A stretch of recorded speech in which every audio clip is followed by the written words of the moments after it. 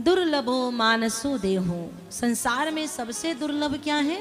मनुष्य का शरीर। और उसमें भी दुर्लभ क्या है? देही नाम क्षण भंगुरः तत्रापि दुर्लभम मन्ये, और उसमें भी दुर्लभ है हमें भगवान की भक्ति हो जाए। बहुत सारे लोग हैं मनुष्य का शरीर लिए हुए, लेकिन सबको भक्ति नहीं होती, सब में भजन नहीं होता, सब में आस्था नहीं होता। किसी न किसी के शरण में रहे, चाहे राम के, चाहे कृष्ण के, चाहे भवानी के, चाहे किसी सदगुरु के शरण में रहे। शरण में रहने से अपराध नहीं होते। जनक जी महाराज कह रहे हैं दुर्लभो मानसो देव,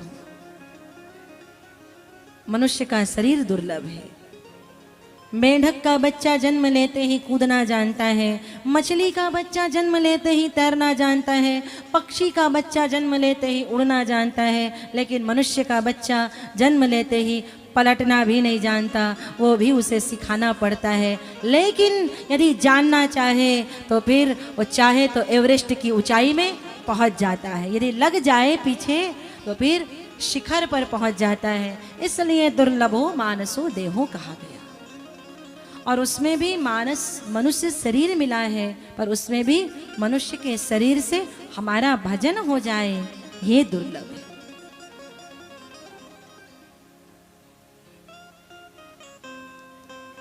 नव योगेश्वरों ने कहा जनक आपको कुछ जानना बाकी नहीं है, बस इतना ही हम आपको बताए देते हैं, आप तो सब जानते हैं, विदेह राज जनक हैं आप, हम आपको बताए देते हैं इतना कि भगवान के नाम पर विश्वास करके आप आंख में पट्टी बांध करके कहीं पर भी चलेंगे तो फिर आप गिरने वाले नहीं हैं। मैं आपको कहूँ ज़रा आँखों में पट्टी बांध करके खजुराने के रोड पर चलिए, आप कहेंगे दीदी कौन से जन्म का बदला लेने आई हो, आँख पर पट्टी बांध करके रोड में दौड़ा रही हो।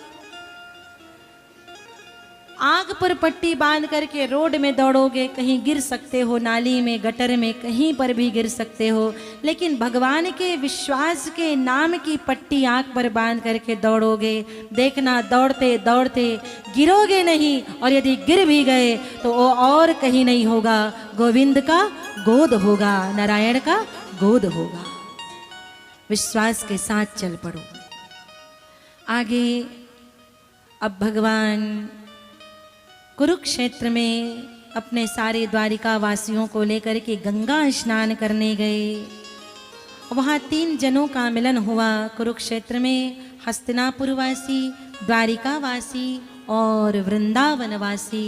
तीनों लोग पहली बार 115 वर्ष के बाद आज श्री कृष्ण अपनी राधा रानी से, अपनी यशोदा मैया से, अपने नंद बाबा से 115 वर्ष के बाद मिल रहे हैं।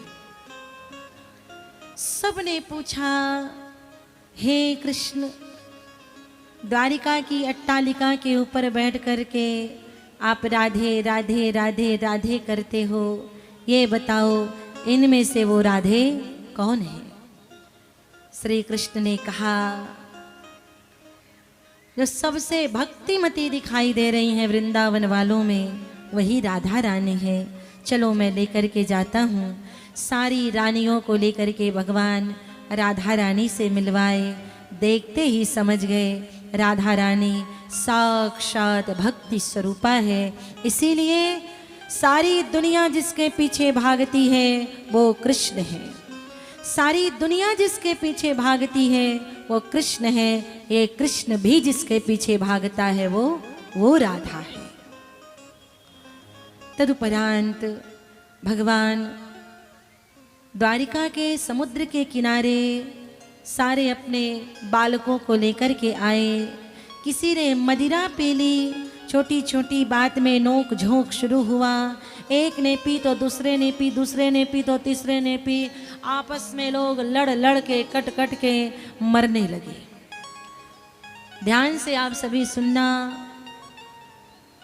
किसी एक ने मदिरा पी ली, धीरे धीरे धीरे द्वारिका के भगवान कृष्ण के वंश के सारे राजकुमार कट कट करके उसी घास में लोट पोट होकर के मरने लगे। वही घास। भगवान दूर बैठ करके वंशी बजा रहे हैं और आज भी मुस्कुरा रहे हैं। इधर सारे उनके बालक कट कट के मरते जा रहे हैं। शराब जो पीते थे, शराब उनको पी गई, बर्बाद करने आई थी और बर्बाद कर गई। भगवान कोने में बैठ करके वंशी बजा रहे हैं। इतने में वो जरा व्याघ्र आया और अपने तीर से भगवान के चरणों पर प्रहार कर दिया। पास जाकर के देखा तो ये तो श्री कृष्ण के चरणार विंद हैं। दंडवत हो गया, प्रभु आप मेरे इष्ट हैं, आप मेरे आराध्य हैं, मैं आपको बाण लगा बैठा, भगवान मेरे अपराध को क्षमा करिए। श्याम सुंदर ने कहा, भैया व्याघ्र तेरी ही प्रतीक्षा कर रहा था, तुझसे ही मेरा हिसाब बाकी था। मैं राम था, तू बाली था, तब मैंने छिप करके मारा था, आज तूने छिप करके मार दिया। आई गई बराबर हुई, मेरे जाने का समय आया। अर्जुन को बुलाया, जितनी स्त्रियां बची हैं सबको लेकर के चले जाना हस्तिनापुर। उद्धव को बुलाया, ये पादुकाएं लेकर के आप बद्रीनाथ चले जाइए। उद्धव आए। उद्धव ने कहा, प्रभु एक रावण था तो एक राम आया, एक कंस था तो एक कृष्ण आया, एक हिरण्यकश्यपु था तो एक नरसिंह आया, लेकिन कली काल में तो घर घर में रावण कंस जरासंध जन्म लेंगे। तो आपकी तो कली काल में ज़्यादा आवश्यकता है, और जब आपकी आवश्यकता है तभी आप जाने की बात कर रहे हो, आपका जाना उचित नहीं है। भगवान उसी समय श्रीमद् भागवत में एकादश स्कंध में कहा है, उसी समय एकादश स्कंध में भगवान प्रवेश किए श्रीमद् भागवत में और कहा, जो जो कलियुग में मेरे भागवत का आश्रय लेगा, मेरे भागवत को सुनेगा, करवाएगा, भागवत की पूजा करेगा, उसके घर में कलियुग का प्रवेश नहीं होगा, उसके घर से कलिकाल दूर रहेगा। ऐसा भगवान ने एकादश स्कंध में कहा है। उद्धव भगवान की चरण पादुका लेकर के बद्रीनाथ धाम की ओर आगे बढ़े। अब आइए श्रीमद् भागवत में दत्तात्रेय प्रसंग आया है। इधर धीरे धीरे धीरे भगवान को जो बाण लगी है तो भगवान गोलोक धाम की ओर जाने लगे।